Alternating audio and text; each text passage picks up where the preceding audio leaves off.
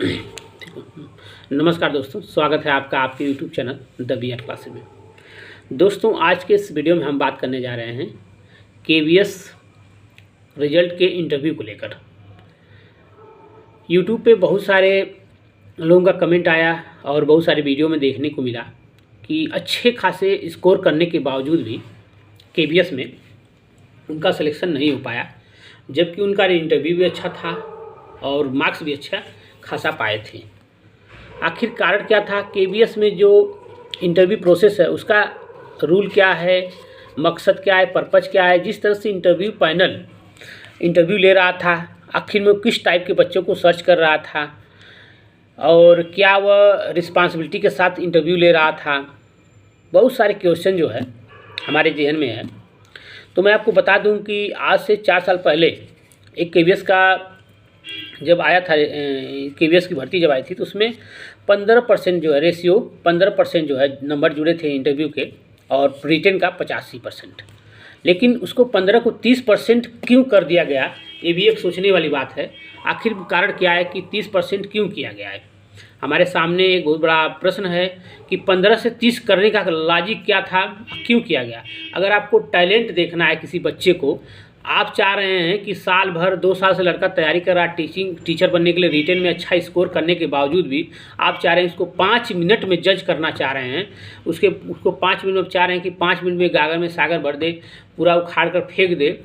तो कहीं ना कहीं मुझे लगता है कि ये चीज़ें गलत है। आप उसके साल भर के मेहनत को आप 5 मिनट में जज कर लिए। कितना आशाएं उम्मीदें पाल रखा था, जो भी कैंडिडेट गए थे उसमें मैं भी हूँ, मेरा भी सिलेक्शन नहीं हुआ, झूठ नहीं बोलूँगा।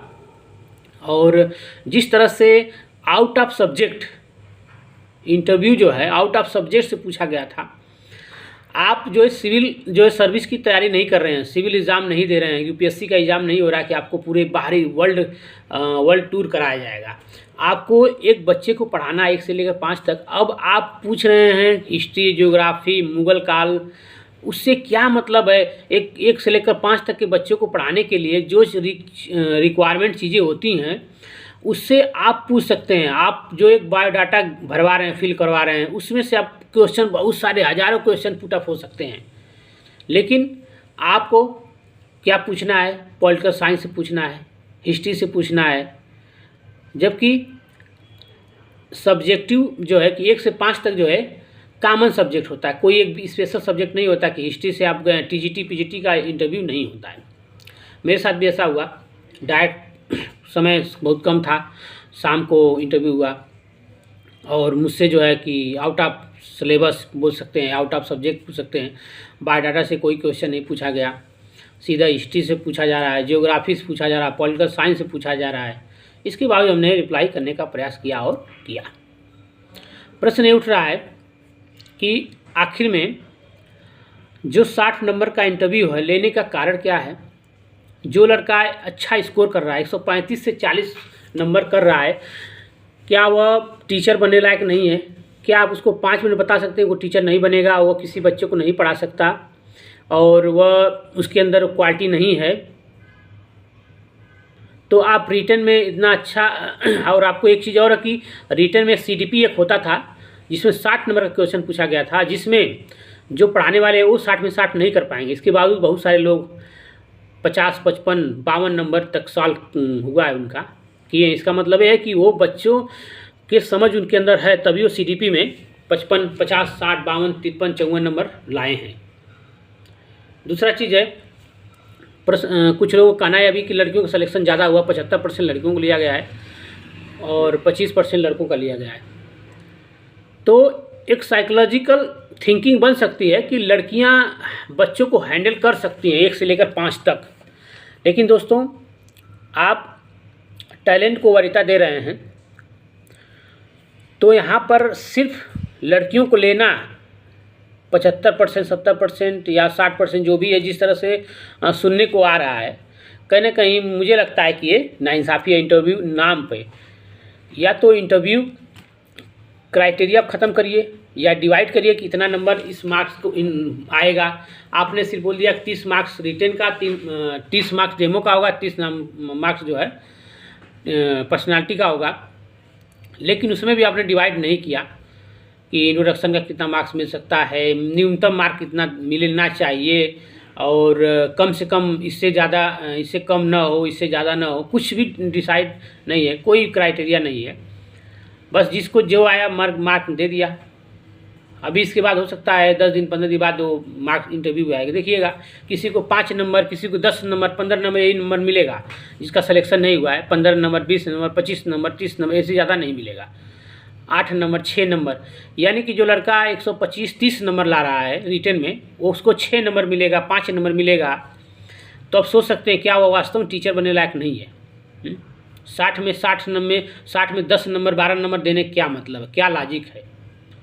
रही बात पढ़ाने की, तो कोई अपने माँ के पेट से सीख कर नहीं आता है, सभी लोग यही सीखते हैं। सिस्टम में जाने के बाद सब लोगों के पास अनुभव हो जाता है, एक्सपीरियंस हो जाता है, और पढ़ाने की शैली हो जाती है, इम्प्रूवमेंट हो जाता है।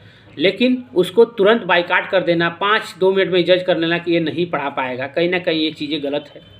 और आने वाली वैकेंसीज KVS के लिए लगता है कि इंटरव्यू नहीं है तो नहीं होना चाहिए, और आपको लगता है कि इंटरव्यू खत्म हो जाना चाहिए तो इस पर आवाज़ उठाना चाहिए कि इंटरव्यू खत्म करिए। 1 से लेकर 5 तक में रिटन एग्जाम लीजिए, उसके अलावा एक साइकोलॉजी टेस्ट भी लीजिए। साइकोलॉजी टेस्ट मतलब होता है कि इसमें आपके मेमोरी को चेक किया जाता है। साइकोलॉजी टेस्ट वो सबसे बेस्ट होता है। और दूसरा चीज़ कि इंटरव्यू में बहुत ज़्यादा वरीयता न देकर 10% कर दीजिए, सबसे बेस्ट रहेगा। 10 से 15, क्योंकि पिछली बार एक बार हुआ था 15%। अब क्या कारण है उसको 30 कर दिया गया, अब बोर्ड KVS जो बताएगा। लेकिन अगर आप चाह रहे हैं कि मैं इसी तरह तैयारी करके KVS में सिलेक्शन ले लूँ तो नहीं ले पाएंगे दोस्तों, सच्चाई बता रहा हूँ मैं। अगर आपको KVS में सिलेक्शन चाहिए तो आपको इंटरव्यू पे काम करना पड़ेगा। जिस तरह से इंटरव्यू हुए हैं उसके अकॉर्डिंग मैं बता रहा हूँ कि आप सोचेंगे सिर्फ रिटन में अच्छा नंबर ला दें, 150, 180 में 150 ला दें, 145 ला दें और तो आपका हो जाएगा, तो आप भूल कर रहे हैं और आपका इम्पॉसिबल है। आपको इंटरव्यू की तैयारी करनी पड़ेगी। SC का गया 69। सोचिए जो SC में कैंडिडेट हैं बहुत सारे, उनको लगता है कि मेरा हो जाएगा, वो भी गलत सोच रहे हैं, उनको भी तैयारी करनी पड़ेगी। 45 नंबर। तो आपको कुल मिला के कहने का मतलब ये है, मेरा किसी को हर्ट नहीं करना है, किसी को ये ब्लेम नहीं करना है, कि संस्था को ब्लेम नहीं करना है कि ये संस्था क्या कर रही है, क्योंकि सबका अपना एक रवैया, अपना एक संविधान है, उसको फॉलो कर रहे हैं। हम इस पर हस्तक्षेप नहीं कर सकते। लेकिन जो चीज़ें व्यक्ति की आज़ादी, जो स्वतंत्रता जो हमें मिला इस भारत के संविधान में, उसके अनुसार ही मैं अपने विचारों को व्यक्त कर रहा हूँ और आपको चीज़ों को बता रहा हूँ किस तरह से नाइंसाफ़ी बहुत सारे लोगों के साथ हुई है। अच्छे मार्क्स लाने के बाद भी उनका सिलेक्शन नहीं हुआ है। तो इसका क्या मतलब समझ लिया जाए कि जो अच्छा मार्क्स लाया वो टीचर लायक नहीं है, क्या उसके अंदर कॉन्फिडेंस नहीं है? आप उसको 5 मिनट कैसे जज कर लिए कि इसके अंदर कॉन्फिडेंस नहीं है, पढ़ा नहीं कर पाएगा बच्चों को? तो इंटरव्यू पे सोचना चाहिए। और बहुत सारे जगह से इंटरव्यू ख़त्म कर दिया गया है इसी चक्कर में कि आप कैसे किसी को 4 मिनट 5 मिनट में जज कर लेंगे कि ये पढ़ा पाएगा कि नहीं पढ़ा पाएगा, उसका हेडेक है, नहीं पढ़ा पाएगा। रिटन एग्जाम आपको अपने हिसाब से करना चाहिए। आप बहुत करेंगे उसमें साइकोलॉजी टेस्ट ला सकते हैं ताकि आप साइकोलॉजी बच्चे दें, इसके बाद वो क्वालिफाई करें, या एक प्री कर दीजिए, एक मेंस 2 एग्जाम कराइए, प्री के बाद मेंस कराइए, वो भी एक अच्छा है। लेकिन इंटरव्यू मुझे लगता है कि ये कहीं ना कहीं जो टैलेंटेड बच्चे हैं, चाहे किसी कैटेगरी में हो, चाहे SC ST OBC general EWS जो भी हैं, कहीं ना कहीं नाइंसाफ़ी है।